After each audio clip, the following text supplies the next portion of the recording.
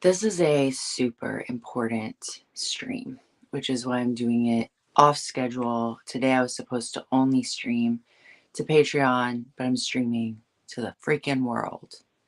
I would like to apologize for how puffy my eyes are. They just do that sometimes. That's why I look kind of weird. All right, I haven't been crying or anything. Actually, I have. I've been crying over you, JK. This is a really important live stream because I recently ran into some problems with my electrolytes. Actually, it started like a couple years ago. Um, but I was able to manage it until recently. I just couldn't freaking manage it anymore. So I want to talk about what I've learned from like digging into that and what it has taught me about how to answer a question I get from you guys really often, which is how do I transition to maintenance, or what do I do if I'm not obese and I I'm not going to do the really long fast, but I still have weight to lose and I'm trying to get to my goal. First of all, I want to just make it clear before I get started that I am not like anti fasting. I'm not anti rolling 72s. However, um, I don't want you to think of it as your only option. My focus right now in my own life and where I want to bring you along on this like journey with me is learning the discipline, taking what we've learned from the longer fast and applying this new discipline and this willpower so that we can eat every freaking day like normal people and still maintain our weight or lose weight. All right. This is really important. Like, this is the piece of the puzzle that has been missing for me, and it's missing for a lot of you. So, this might be a little bit long because I want to dig into a lot of different things. And I didn't write down a script because I won't be hassled by the man. I'm just gonna like let it flow. And so, because that's what I do. Fuck it. Um, so what's wrong with just doing 72s right up until bam, target weight? Well, maybe nothing. If you're starting out with only 30 pounds to lose and you're like, F it, I just want to go hard. Okay, well then do that. Do 72s for a month or two. Great. But it might be really difficult for you because you don't have enough body fat. Um, More likely, if you're in this group, you've gotten to where you only have 30 pounds or less to lose because you were obese or very overweight and you did a bunch of 72s. Okay. And now you're like, I don't want to keep doing this. Well, you shouldn't keep doing it. My problem, this is why this channel exists. This channel exists because you're going to learn from my mistakes. So you don't have to make them on your own. I did the dumb shit so you don't have to. And I save you time and energy and pain. You're welcome. So what I did was I relied on the longer fasts. Now, why did I do that? It's very complicated. It's very complicated, but something that can happen is when you do the longer fast and you lose weight quickly, which by the way is a good idea.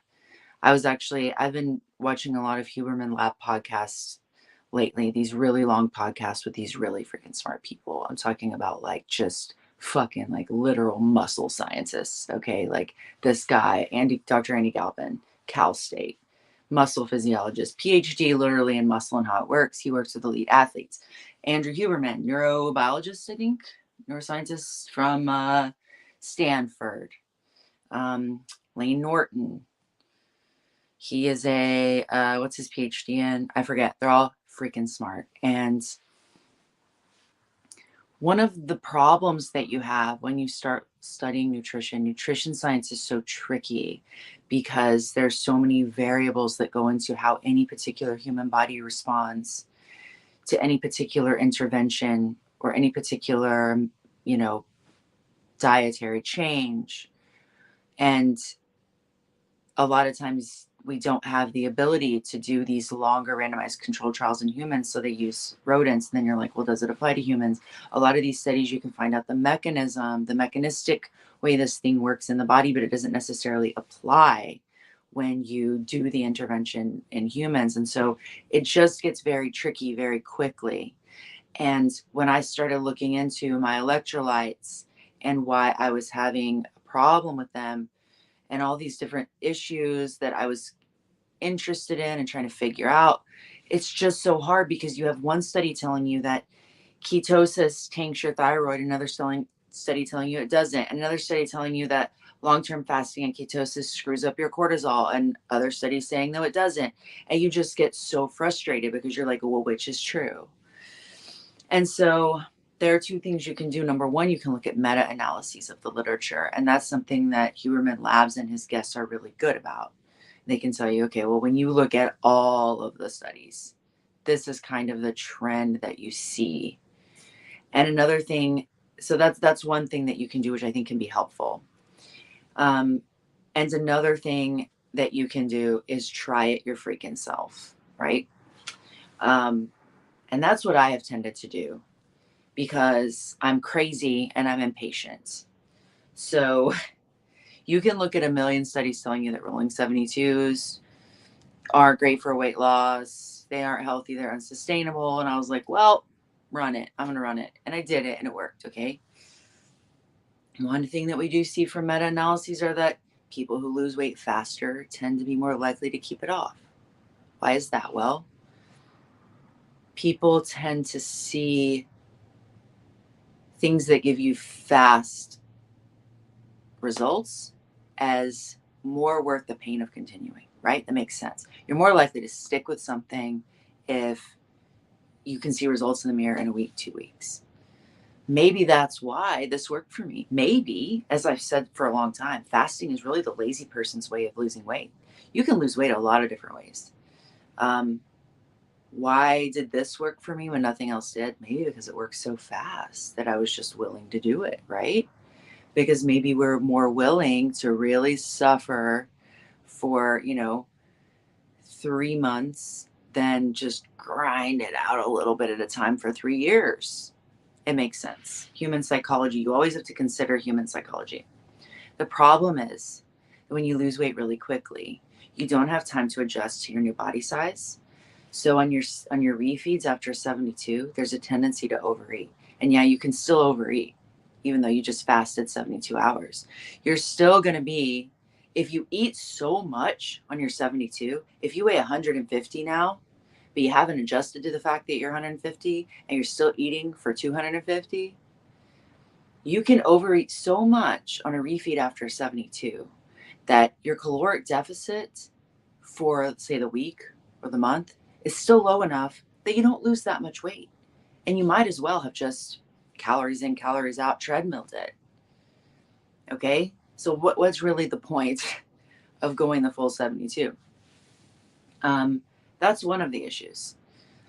I still think that if you are obese, in particular for obese people, and maybe even in particular for obese women, these long fasts are a great strategy, especially with like the keto refeeds for getting your insulin really low, because calories in, calories out, like I've said forever, is technically true. The problem is it's not a helpful thing. Eat less, move more is not helpful because it doesn't take into account what drives calories in, which is a hormonal compulsion to eat. Insulin is driving us to eat. Just like a person with gigantism, which is almost always caused by a pituitary tumor that releases human growth hormone in crazy amounts and tells their brain, eat, eat, eat, eat, eat.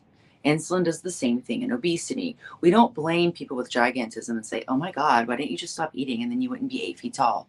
No, they were driven by a hormonal compulsion to eat. It's the same thing with obesity, except it's not HGH, it's insulin.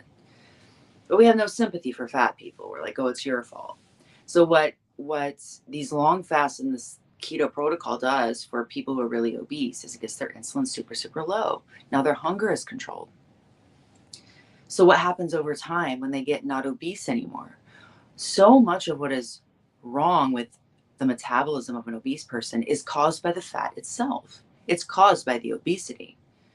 So when you remove the obesity, you remove a lot of these metabolic problems. So the last time I had my blood work done, my doctor said, your blood work is beautiful.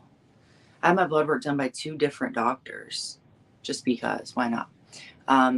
And they looked at everything. They looked at my lipid panel, which let me preface my blood work by saying that I was hardcore fasting and mostly keto for like 2 years, 2.5 years, and everything got better. Everything that they could measure got better. There's a caveat to that, which I'll get to in a moment. It's electrolytes. My electrolytes still show as being better or fine on my blood work, but blood work doesn't always show the whole picture when it comes to electrolytes. So my thyroid got better. They say keto tincture thyroid. For me, it got better. They say that, ketosis can be bad for your heart. Every single heart disease, everything got better. LDL went down, HDL went up, triglycerides went down, and all of these like markedly. Now, is this because I did keto? Or is it because I'm not obese anymore? In other words, if someone were just doing keto to lose 20 pounds, would they show worse biomarkers? Or is it the fact that I'm not obese that made the biomarkers so much better in spite of the keto? Do you see where it gets really complicated? My C-reactive protein is almost non-existent. My fasting insulin is 3.8. My thyroid antibodies are 0, which means I effectively no longer have thyroid disease, Hashimoto's, autoimmune disorder, which supposedly is incurable, right? So in other words, I'm not obese and every single biomarker improved. So fasting and keto or low carb works, clearly. The problem is you can't keep doing that forever. You can't just keep doing rolling 72s. You can't just keep eating once every 3 days. So what's the strategy once you're not obese anymore? Where we go from here? And that has been the bugaboo of my life for a while. I've been relying on the longer fast because I haven't really figured out food discipline. I lived my whole life as a fat person. And I believe that my obesity and my metabolic disorder and my insulin resistance was probably driven by not sugar and carbs. I don't think that's what causes it. We have too many populations that eat high carb, high sugar, and don't have an obesity epidemic. I think the driver is probably seed oils, maybe combined with these hyper palatable, chemically addictive foods made with flour and seed oil. I don't think there's anything worse that you can eat than chips. I think it's the worst thing you can eat. It's flour fried in seed oil. I'd honestly rather you eat like, I was going to say a cupcake, but that probably has seed oil in it too. So I'm going to talk to you about what I'm doing and why. If you're still obese, I don't think you need to worry about this yet, but I do think that you need to watch so that you can start thinking about, what am I going to do when I'm not obese anymore and I only have 20, 30 pounds to lose, 15 pounds to lose. So that's where I'm going to go today. All right. And by the way, I haven't changed my mind, like I said, about fast. I actually haven't fully really changed my mind about anything, but I wanted to be clear that on this channel, like, we need to be open to change. I'm always open to change. I have changed my mind about major, major things in my life routinely, and I don't consider it a problem. I love it. I love finding out that I'm wrong. It's like, I can't explain it. It's like having somebody take your brain out and play volleyball with it and put it back in upside down. It's like, it's exhilarating to me to find out something that I thought was true maybe isn't so true. And I just dig in. I've been watching this long podcast about nutrition. And some of these people are saying, it's mostly kind of in line with what I already knew, but there's some things that I'm like, wow, I never thought about it that way.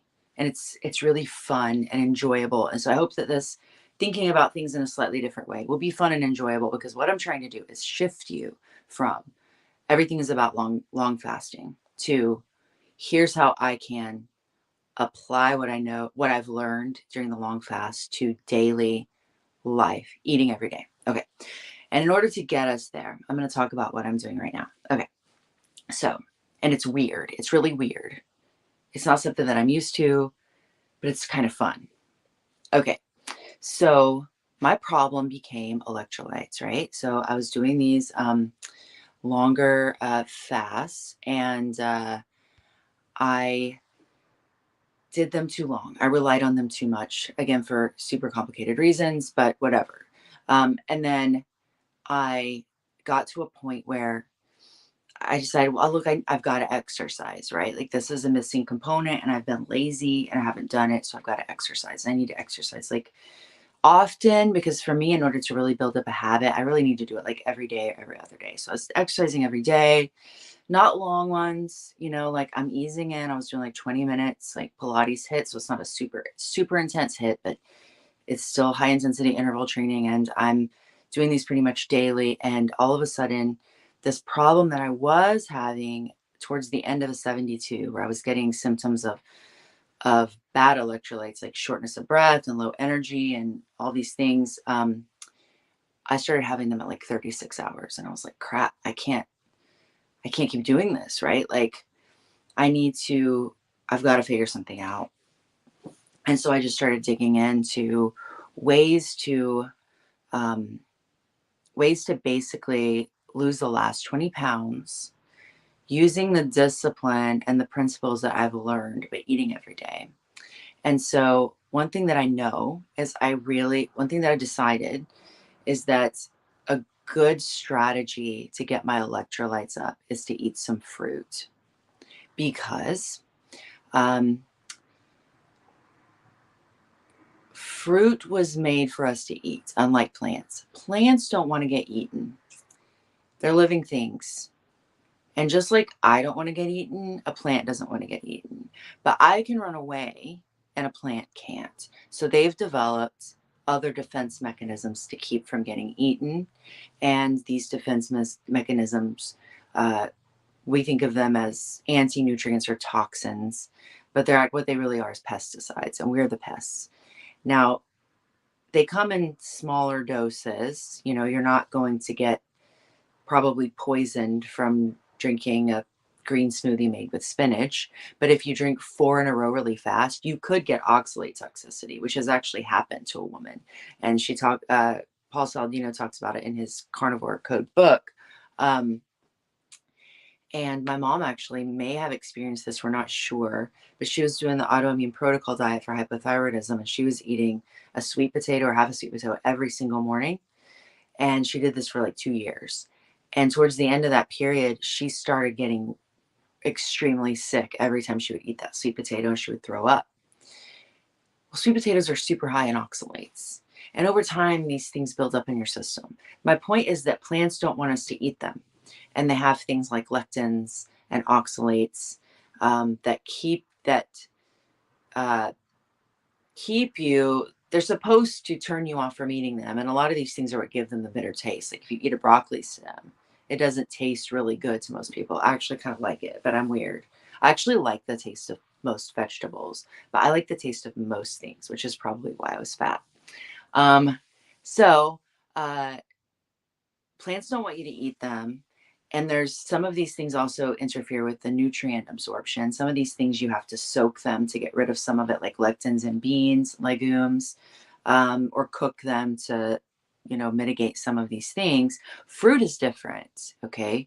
Fruit is the part of the plant that the plant wants you to eat. Because when an animal like me eats the fruit, they poop out the seeds and propagate the plants. Now, I'm not pooping in the yard these days, but that's the idea, right? This is the part of the fruit that we're supposed to eat. And in order for the plant to entice us to eat it, it makes the plant sweet and visually appealing, bright colors. Our vision, actually, that's part of the reason why we have color vision, and other animals don't, is that we can see the brightly colored fruit and eat it. Cool. So I think that we need to pay attention to how we evolved. I'm a big believer in that. And I think that fruit obviously wants us to eat it. There's a caveat there for the majority of our evolution. And I mean, right up until, in some cases, the last 200 years or so, fruit did not look or taste the way that we know it today. A lot of the modifications the human modifications to fruit that make it look and taste the way that it does right now were made in the last 150 years or so, or since the Renaissance. Um, those include the size, all right? So strawberries used to be like that big. And the fruit content. So strawberries used to be very kind of bitter and tangy. We've increased the fruit content by like 30%. A watermelon used to be like that. And you needed a hammer to get into it, like a coconut. And they weren't very sweet. They were almost entirely water. And they also had a way higher fat content than they do now. So we've used genetic modifications to make fruit bigger, to make it sweeter. And we've used technology to make it far more widely available for way more of the year. So when I say that I've started eating fruit as part of my regimen, I don't mean that I go to the grocery store and just load up my cart with pineapples and mangoes and watermelons. Pineapples and mangoes are the highest sugar fruits. That's why they're delicious. I could live off of mangoes. So what I do is I look for small amounts of low sugar fruits. So I wanted to explain that before we continue.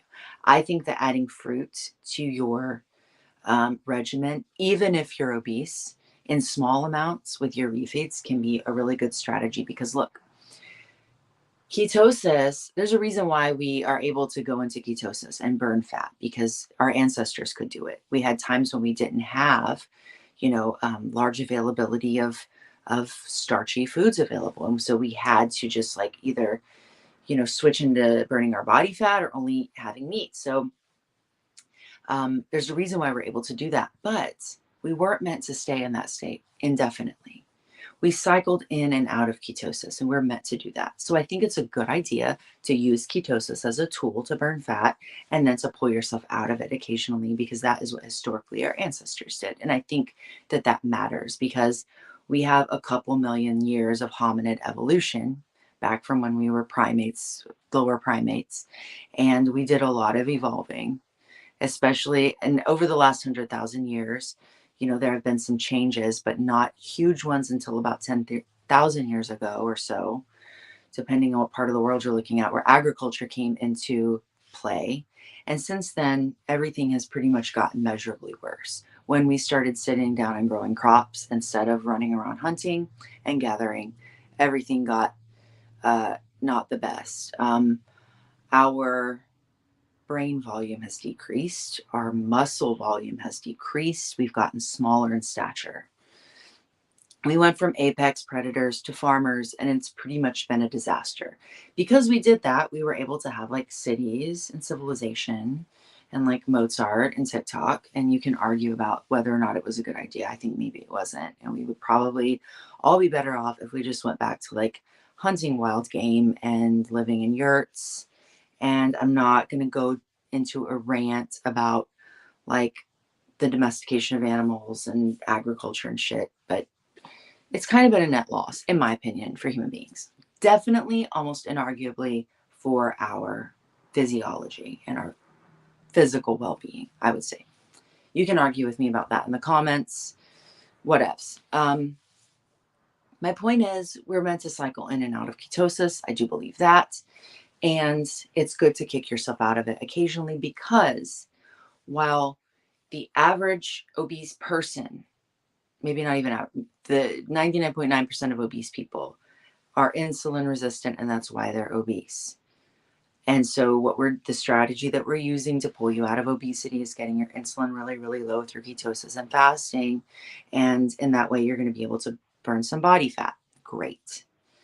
But eventually you're going to need some insulin signaling. It's important to keep your electrolytes up. And that's what happened because I was in ketosis for way too long, right? Most of you, you're not going to have that problem. You're going to get down where you need to be, and you're not going to make the mistake I made. You're going to do what I'm doing maybe, or find your own strategy, but I'll tell you what I'm doing. I decided I need some fruit to get my electrolytes balanced. The problem is, if I'm eating fruit, if I'm eating, fruit every other day with high fat, I'm going to gain weight. Because in nature, sugar and fat don't really exist together very often. Breast milk, they exist in breast milk. And that's why breast milk makes you fat. That's what it's meant to do. You have put breast milk into a baby combined with all that human growth hormone, and they get bigger, and that's how we grow, and it's great. I don't want to get bigger, okay? So my strategy is to lower my fat content and keep my carbs relatively low and jack that protein up so that I don't lose any more lean mass. So what I'm doing is a strategy called the protein sparing modified fast. This strategy came around in the 70s, and it came from a guy whose name I think is Leonard, who wrote a book about bodybuilding. I'm so hot in this hoodie right now. That's another thing we need to talk about, is getting your metabolism up, because fasting for a little while to get out of obesity, great. Your primary goal, your number one health concern should be beating obesity. Obesity is going to increase all-cause mortality. You just need to get the fat off. Once you're not obese anymore, we need to talk about preserving lean mass, boosting your metabolism. Exercise, okay? Big one. Insulin signaling, got to get that back up. Okay. My metabolism, I'm not cold anymore. My metabolism is through the freaking roof. It feels that way. My resting body temperature is up. I'm hot. But let me get back to what I was saying about Leonard and the PSMF, the protein sparing modified fast. Basically, Marky says, Kristen, how do we get a one-on-one with you? Just DM me, Instagram, Facebook, or Patreon, wherever, or just like I'll just find you with your comment. It's fine. We can schedule something. So, the PSMF is meant to somewhat mimic fasting in the sense that your calories are really low and your fat and carbs are really low, but you're keeping the protein up. And the great thing about high protein is that protein is the most satiating macronutrient, even more so than fat.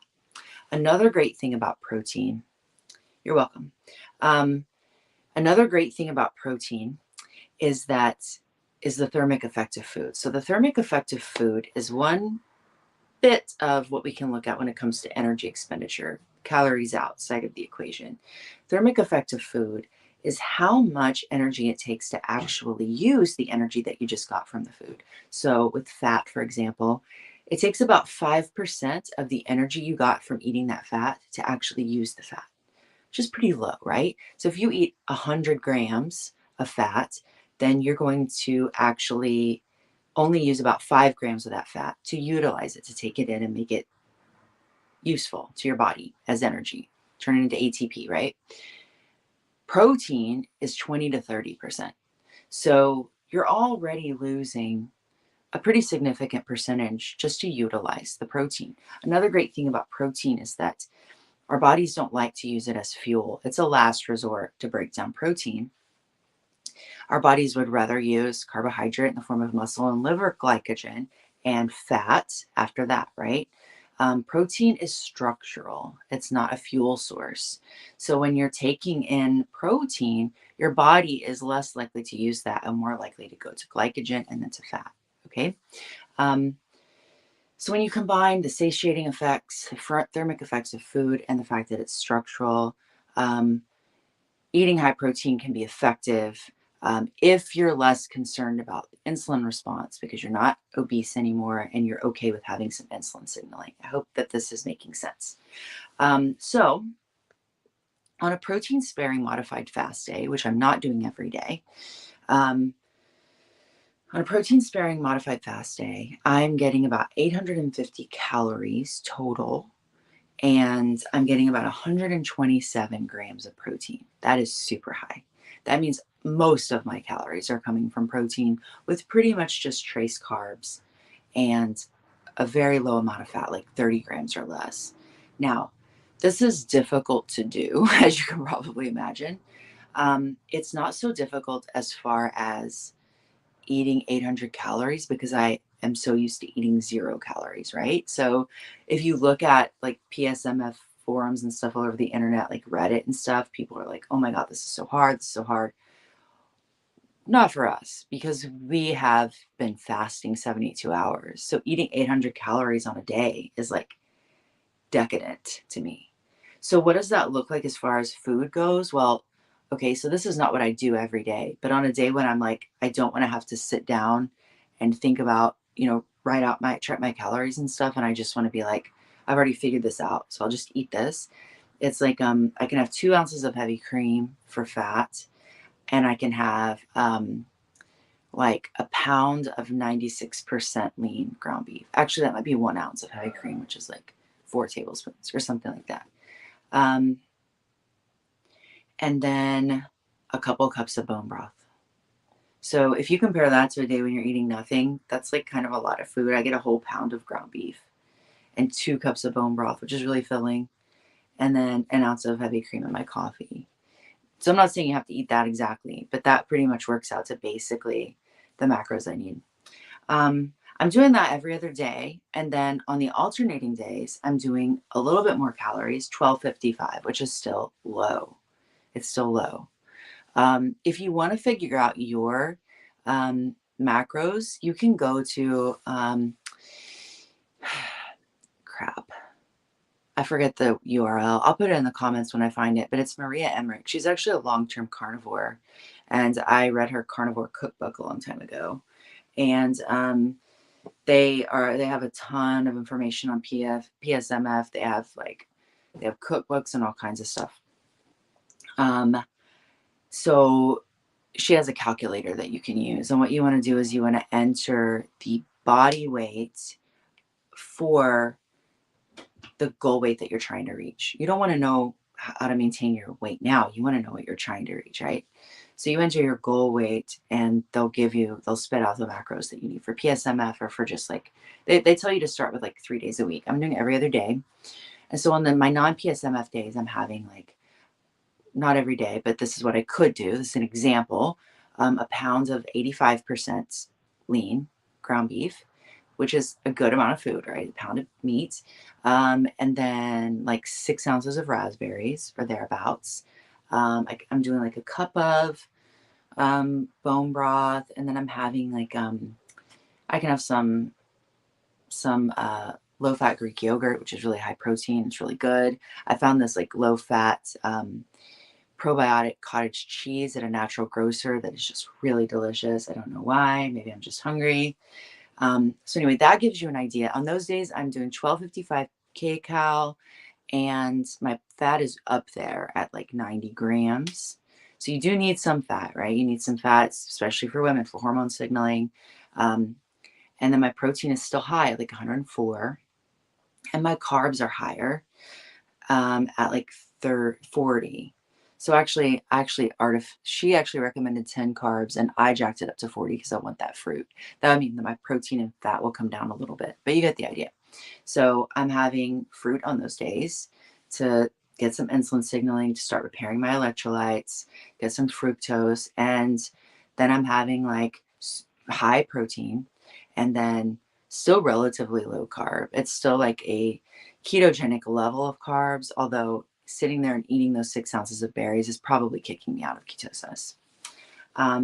As for activity level, yesterday I did like a 35-minute hit, run, walk, jog workout where I would basically just like jog as long as I could, which is, maybe like 5 minutes, stop and walk for a little bit, and then run for a bit for maybe like 2 or 3 minutes, and then walk, and then jog for a longer period. To get the idea.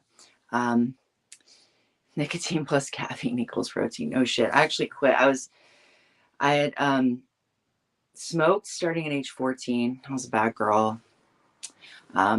It's like sneak out of my drill team practice and smoke Marlboro Reds. So super hot. And I smoked from age 14 to 30. No. Yeah, ish. Right. And then I quit for 11 years. And then when I was going through a divorce, separation, everything, super stressed out, 2021. It's like a year into that whole process, I started smoking again.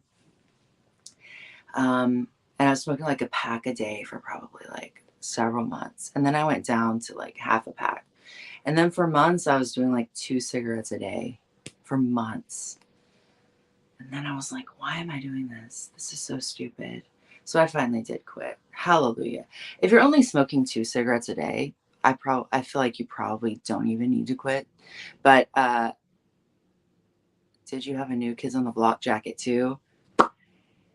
Dude, I had everything New Kids on the Block. I actually wore my drill team letter jacket with my giant New Kids on the Block button. It was like the size of a dessert plate. And then my littler buttons with the individuals. And then I had the New Kids on the Block sheets, which were a big deal because we were poor and they were pricey. And all of my walls were New Kids on the Block. This was when I was like elementary, middle school, not high school. So I was not smoking and listening to New Kids on the Block, just to be clear. And literally I ran out of space for pinups from like Teen Beat magazine of New Kids on the Block. And so I would just like pin a corner to the ceiling and then the pinup would just hang down from the ceiling. Like I had a problem. Yeah, I mean, I actually never was that addicted to cigarettes, to be honest. Like I was never one of those people who's like, oh my God, I have to go smoke. To me, it was more just like recreational and like, I don't know. I was never like a smoker. Like my boyfriend's smoker, right? My brother, smoker. But I never had that big problem. Quitting has never been that hard for me. It's just like having the motivation to quit. So anyway, I quit. So I'm working out every day. I either do like a 20 to 30 minute high intensity interval training Pilates workout, or I run, jog, walk. Today I'm about to do like an hour really hard, fast walk. And I would jog part of that, except my mom will be with me and my daughter. And so I won't be able to run, but it's fine. So you want to just, I think, get your heart rate up. I was actually watching that podcast, that Huberman podcast with Andy Galpin. I'll actually post the link. And he's an exercise physiologist and he trains elite athletes. And he really goes into a lot of detail of the biochemistry. And if you want to nerd out on that, then I highly recommend it. It's so fascinating. But what he ends up explaining after like 30 minutes of talking about ATP and carbon and where this carbon goes and this, he gets really into it. And you're going to have to back it up a few times and be like, what? But what he gets down to is when it comes to exercise, it's all carbon coming out. You're just breathing out carbon. So it doesn't really matter for fat burning what kind of exercise that you do. Just breathe hard. Just breathe as hard as you can for 30 minutes. And it doesn't work, in case you're wondering, to sit there and just breathe hard, just hyperventilate, because when you start doing that, your adrenaline shoots up through the roof. You'll basically give yourself a panic attack. And yes, they've tried to do this in studies. So just go do something. Resistance training, if it's hard resistance training and you're breathing hard for 30 minutes, do that. If you want to do steady state cardio and you want to jog for 30 minutes, do that. If you want to do HIIT for 30 minutes and kill yourself for 40 seconds and rest for 60 seconds or whatever, do that. It doesn't matter. Breathe hard for 30 minutes and do it as often as you can, ideally every day. I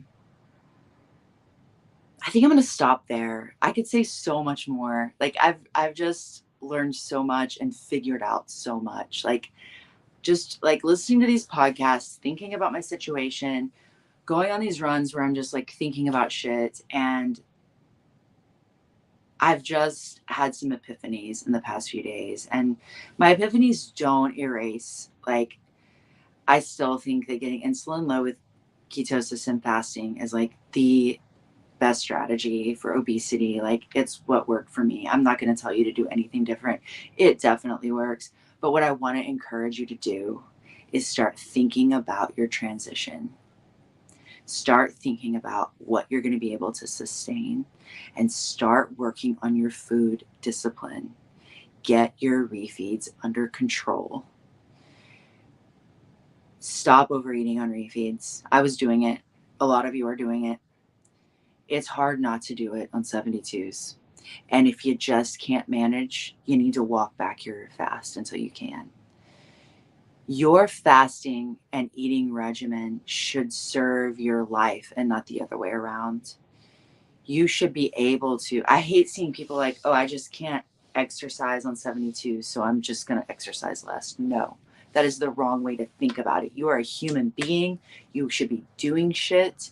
You should be active. Ideally, we should be moving around all day long at some low level. Just never sit down. Dude, our ancestors didn't just sit around that much. Like, they had shit to do. It takes a lot of effort to keep yourself alive. All right. Especially the people who lived in northern climates, like my freaking ancestors, who were like Anglos, Scots, and Nords.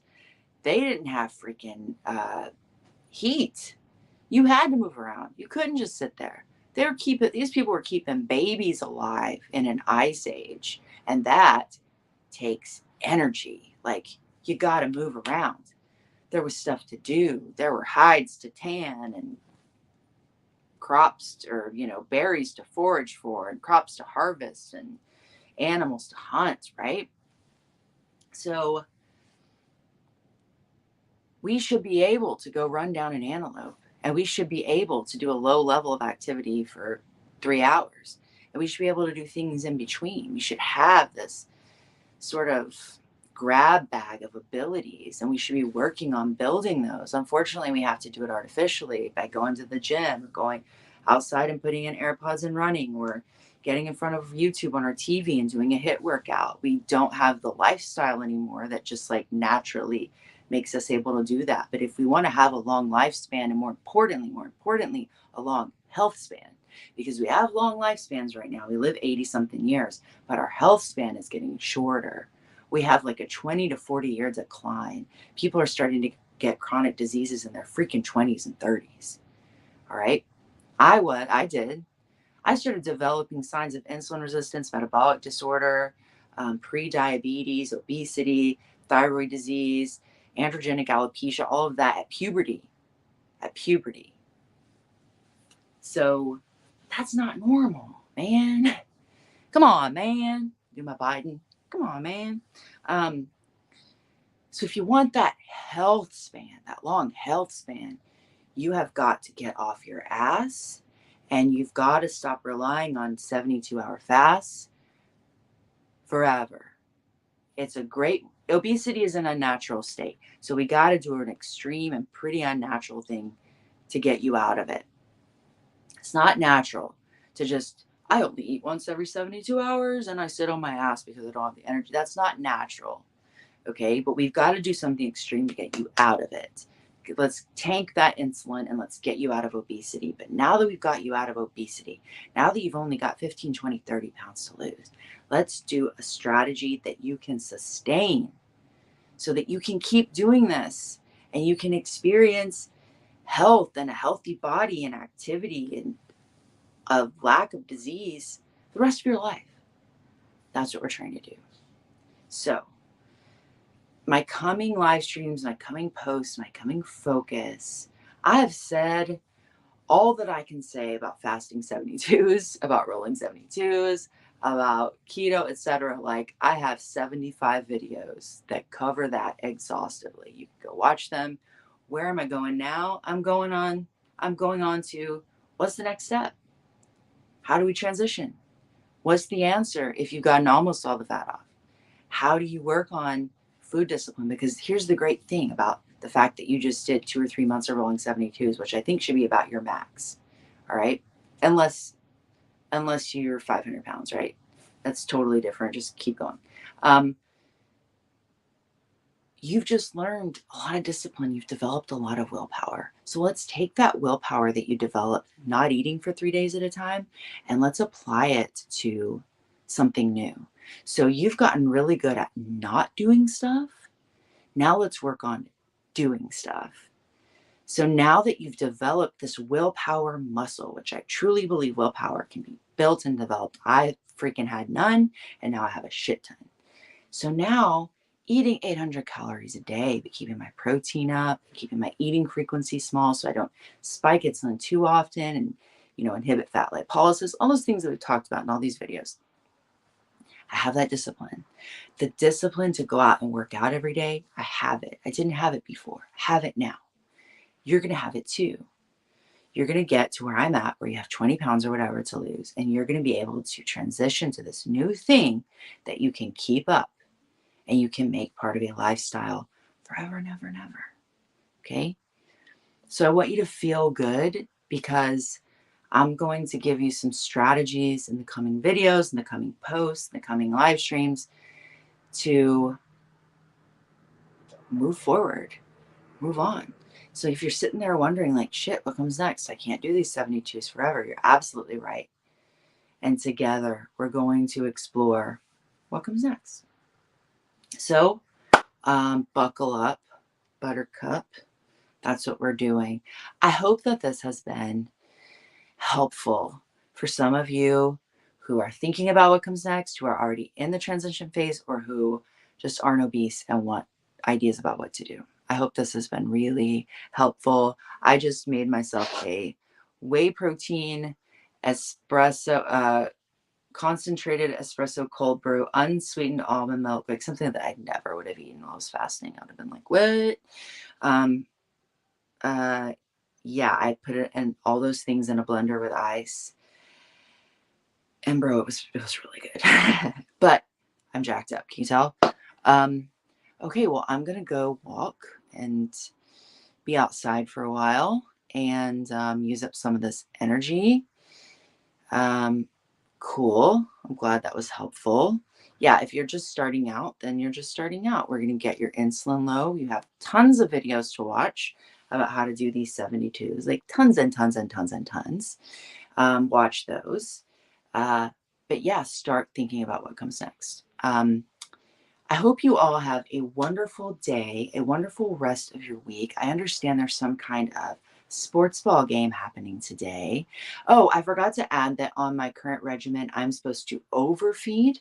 Well, overfeed vis-a-vis my super low cal macros, right? So I'm supposed to eat an extra 400 to 600 calories a day once a week and get those calories from protein and fat, which means I get to have jalapeno poppers today. 3 freaking jalapeno poppers. And I'm not talking about the fried ones. I don't eat those. I don't eat anything that's battered or breaded and deep fried ever. The jalapeno with the cream cheese stuffing wrapped in bacon, which they're better when you make them homemade. And I love to make them homemade. Wear gloves, by the way, because you will get a chemical burn on your hands from the capsaicin and the peppers. Ask me how I know. I was like, why is my hand bright pink and peeling and burning like fire? Chemical burn. So wear gloves, but I just got the ones that you buy at the store, but it's half a jalapeno. Do people do these in other parts of the world? Because in Texas, like that is a food group. So half a jalapeno, cream cheese, wrap it in bacon, and I actually add cheddar and sausage to the cream cheese mixture, and also like sriracha and sometimes horseradish. But I'm crazy. Three of those is like 44 grams of fat. A lot of protein. I forget how much protein, but it's a good amount of protein from the bacon and the cream cheese. And 560 calories. 3 of them. And I want to eat them with some sour cream. So I'm going to cut out some of my other things today so that I can have a little sour cream with them too. Don't eat ranch, by the way. I know they're so good with ranch. Don't do that because it's like soybean oil and seed oils are so bad. So enjoy your sports ball game. I'm not even sure who's playing because I don't care. But my family will be enjoying all of that. And I will be enjoying the poppers. I hope you have a wonderful week. If you have comments or questions or requests, please post them below. If you're on Instagram, you can follow me at Carnivore Kristen. If you're on Twitter, you can follow me at Fast Carnivore. If you're on Twitch, I now stream to Twitch as well. You can follow me on at Fast Carnivore. And if you're on Facebook, my group is Primal Weight Loss, and I do have a private group for my Patreon subscribers. If you want to join my Patreon group and get exclusive content, it's patreon.com/primal weight loss, and that YouTube channel, of course, is Primal Weight Loss. By the way, thank you so much for helping me get to 800 subscribers on YouTube and 50 subscribers on Patreon. You guys are the best. I will live stream, as always, on Tuesday at around 11:15. And I will see you guys then. Have a great Sunday and a wonderful week.